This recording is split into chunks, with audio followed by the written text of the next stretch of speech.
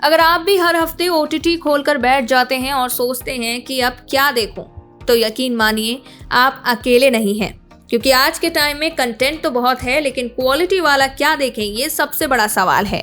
इसी उलझन को दूर करने के लिए हम लेकर आए हैं आपके लिए एक बिल्कुल खास लिस्ट 2025 की पहली छमाही की टॉप 5 हाई रेटेड बॉलीवुड फिल्में।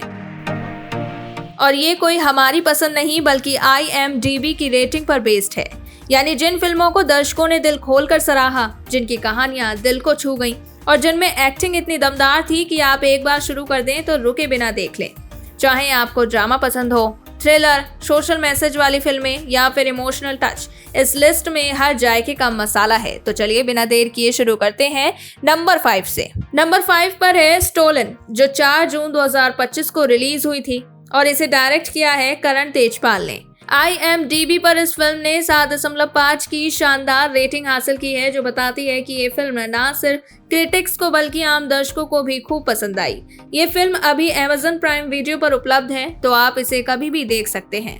अब बात करते हैं इसकी कहानी की। नाम से लगता है कि ये किसी चोरी या क्राइम पर आधारित होगी, लेकिन स्टोलन सिर्फ एक चोरी की कहानी नहीं है, बल्कि ये एक माँ की पुकार, एक खोए हुए बच्चे की तलाश और 2 अनजान लोगों की इंसानियत की परीक्षा है। कहानी है 2 भाइयों की जो एक शादी में शामिल होने के लिए सफर कर रहे होते हैं, लेकिन एक रेलवे स्टेशन पर उनकी जिंदगी अचानक एक ऐसा मोड़ ले लेती है। वहां उन्हें मिलती है एक गरीब, असहाय और डरी हुई महिला जो अपना बच्चा ढूंढ रही होती है। दोनों भाई उसकी मदद करने का फैसला करते हैं, लेकिन एक गलतफहमी ऐसी गुत्थी बना देती है कि सब कुछ उलझता चला जाता है। फिल्म का टोन बेहद रॉ और इमोशनल है।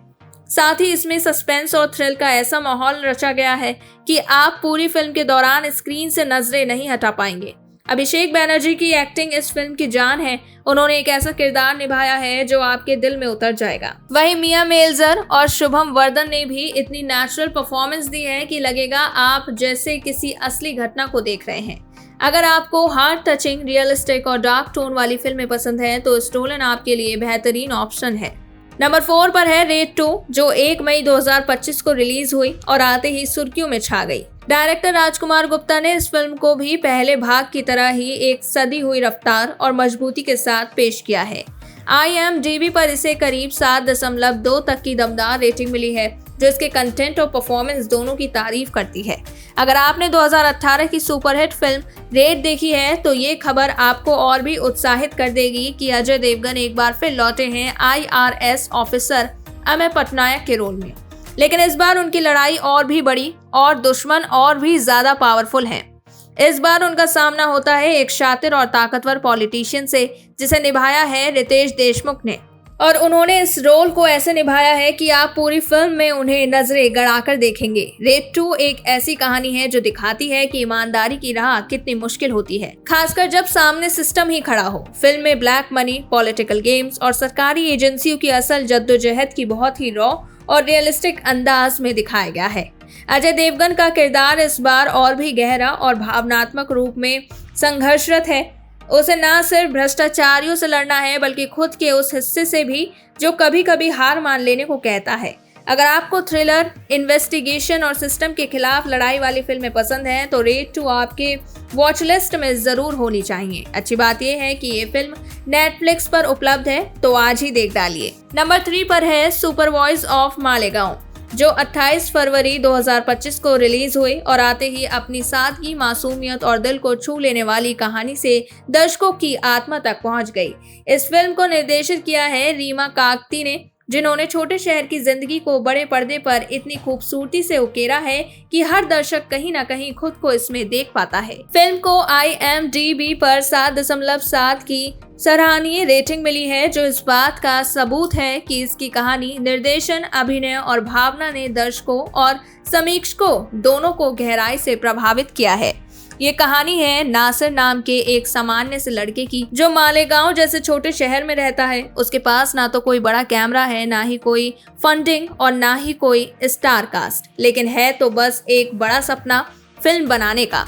और वो सपना इतना सच्चा, इतना जिंदा है कि उसके लिए वो सारी सीमाओं को तोड़ता चला जाता है। आदर्श गौरव ने नासिर के किरदार को इतनी आत्मीयता और सच्चाई के साथ निभाया है कि ऐसा लगता है जैसे हम कोई काल्पनिक कहानी नहीं, बल्कि किसी असली इंसान की जिंदगी देख रहे हों।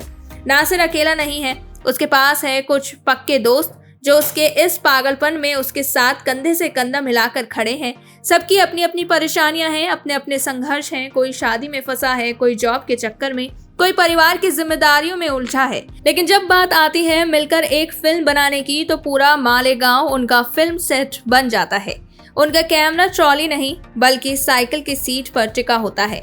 लाइटिंग प्रोफेशनल नहीं, घर के बल्ब से होती है, लेकिन जो जज्बा है वो किसी भी बड़े स्टूडियो से कम नहीं। रीमा काकती के निर्देशन में जो कच्चापन और सच्चाई है वो फिल्म को एक अलग ही ऊंचाई देता है। फिल्म दिखाती है कि सिनेमा सिर्फ बॉलीवुड के चमकते सेट्स से नहीं बनता, वो बनता है जुनून से, दोस्ती से और उस जिद से जो कहती है मैं कुछ कर सकता हूँ। विनीत कुमार सिंह और शशांक अरोड़ा की परफॉर्मेंस भी कमाल की है। दोनों ही अपने किरदारों में इस कदर घुल जाते हैं कि हर सीन में एक अपनापन महसूस होता है।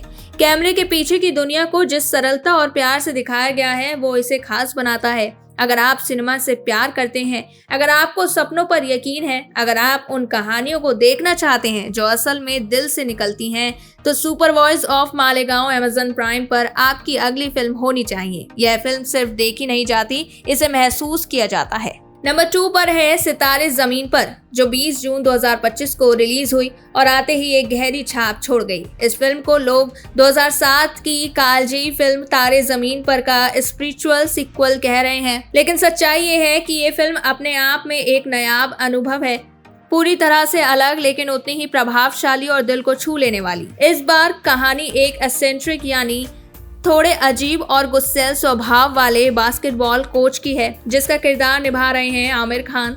ये कोच एक प्रोफेशनल विवाद में फंसकर सस्पेंड हो जाता है और उसे बतौर सजा कम्युनिटी सर्विस करनी पड़ती है, लेकिन उसे जो काम सौंपा जाता है वो उसकी सोच से परे होता है। उसे ट्रेन करना होता है एक ऐसी बास्केटबॉल टीम को जिसके सभी खिलाड़ी न्यूरो डाइवर्जेंट हैं, यानी वो बच्चे जो ऑटिज्म, ADHD, डिसलेक्सिया जैसी मानसिक और इंटेलेक्चुअल विविधताओं से जूझ रहे होते हैं। शुरुआत में कोच इसे एक बोझ मानता है, उसे लगता है कि ये बच्चे उसकी साख, उसकी ट्रेनिंग और उसके भविष्य को बर्बाद कर देंगे, लेकिन धीरे धीरे जब वो इन बच्चों के साथ वक्त बिताने लगता है तो उसके अपने जीवन के अधूरे हिस्से भरने लगते हैं। हर बच्चा उसे कुछ न कुछ सिखाता है, किसी का संघर्ष, किसी की मासूमियत, किसी का हौसला तो किसी की चुप्पी। फिल्म इस रिश्ते को बड़े ही संवेदनशील, गहरे और हास्य भरे अंदाज में दिखाती है। जेनेलिया देशमुख इस फिल्म में एक काउंसलर के किरदार में है जो इन बच्चों को समझाती हैं और कोच को भी इंसानियत का पाठ पढ़ाती हैं। वो 10 रियल लाइफ न्यूरो डाइवर्जेंट बच्चे जिन्होंने अपने किरदारों को नहीं जिया बल्कि अपने असली व्यक्तित्व को ही कैमरे के सामने उतार दिया। उनका मासूम अभिनय और सच्ची भावनाएं फिल्म को एक अलग ही आयाम देती हैं। फिल्म के कुछ दृश्य तो ऐसे हैं जो आपको रुला देंगे, जैसे जब एक बच्चा मैच के बीच में चीख उठता है क्योंकि उसे ज्यादा आवाजें नहीं सुनाई दे सकती, या वो पल जब पूरी टीम पहली बार एक साथ हंसती है, जीतती है। फिल्म सिर्फ न्यूरो डाइवर्सिटी की बात नहीं करती, वो एक्सेप्टेंस, पेशेंस और इंसान होने की भी बात करती है। फिल्म का बैकग्राउंड म्यूजिक, इमोशनल स्कोर और डायलॉग्स इतने असरदार हैं कि वो थिएटर से बाहर आने के बाद भी अपने जहन में गूंजते रहते हैं। IMDb पर फिल्म को अब तक 7.9 की दमदार रेटिंग मिली है और इसे साल की सबसे दिल को छू लेने वाली फिल्म कहा जा रहा है। अगर आपने अभी तक सितारे जमीन पर नहीं देखी हो तो इस हफ्ते अपनी फैमिली के साथ थिएटर जरूर जाएं। ये सिर्फ एक फिल्म नहीं, एक अनुभव है जो आपको जिंदगी को थोड़ा और प्यार से देखने की प्रेरणा देगा। नंबर 1 पर है केसरी चैप्टर 2, जो 18 अप्रैल 2025 को रिलीज हुई और आते ही दर्शकों के दिलों पर छा गई। इस ऐतिहासिक ड्रामा का निर्देशन किया है करण सिंह त्यागी ने, जिन्होंने बड़े संवेदनशील और जिम्मेदार ढंग से इस सच्ची घटना को पर्दे पर उतारा है। फिल्म को IMDb पर 8.1 की शानदार रेटिंग मिली है, जो इसकी गहराई, अभिनय और कहानी को दर्शकों द्वारा सराहा जाना दर्शाती है। फिल्म में अक्षय कुमार ने मशहूर स्वतंत्रता सेनानी और वकील C शंकरन नायर की भूमिका निभाई है, जो जलियांवाला बाग हत्याकांड के खिलाफ ब्रिटिश हुकूमत को कोर्ट में चुनौती देते हैं। उनका किरदार एक ऐसे इंसान की कहानी बयां करता है जो अन्याय के खिलाफ खड़ा होता है, चाहे वो सत्ता कितनी भी शक्तिशाली क्यों ना हो। फिल्म में उनके कोर्ट रूम मोनोलॉग्स और बहसें आपको अंदर तक झकझोर देती हैं। ये फिल्म केवल एक कोर्ट रूम ड्रामा नहीं है, ये हमारी आज़ादी के संघर्ष की झलक है। वो चीख है जो इतिहास की किताबों से बाहर निकलकर पर्दे पर गूंजती है। आर माधवन ब्रिटिश सरकार के वकील की भूमिका में हैं और उन्होंने फिल्म में एक ताकतवर विरोधी के रूप में शानदार संतुलन बनाए रखा है। अनन्या पांडे और रेजिना जैसे कलाकारों ने भी फिल्म को भावनात्मक और सामाजिक स्तर पर मजबूती दी है। जियो हॉटस्टार पर उपलब्ध ये फिल्म ना सिर्फ देखे जाने लायक है बल्कि महसूस किए जाने लायक भी है, क्योंकि ये हमें याद दिलाती है कि आज़ादी सिर्फ लड़ाई से नहीं, कानून, शब्दों और आत्मबल से भी मिलती है। तो दोस्तों, ये थी 2025 की पहली छमाही की टॉप 5 IMDb रेटेड फिल्में। और अगर आपने इनमें से कोई मिस कर दी है तो अभी वॉच लिस्ट में डाल लीजिए। आपको इनमें से कौन सी फिल्म सबसे ज़्यादा पसंद आई, या कोई और फिल्म है जो इस लिस्ट में होनी चाहिए थी, नीचे कमेंट करके ज़रूर बताइए।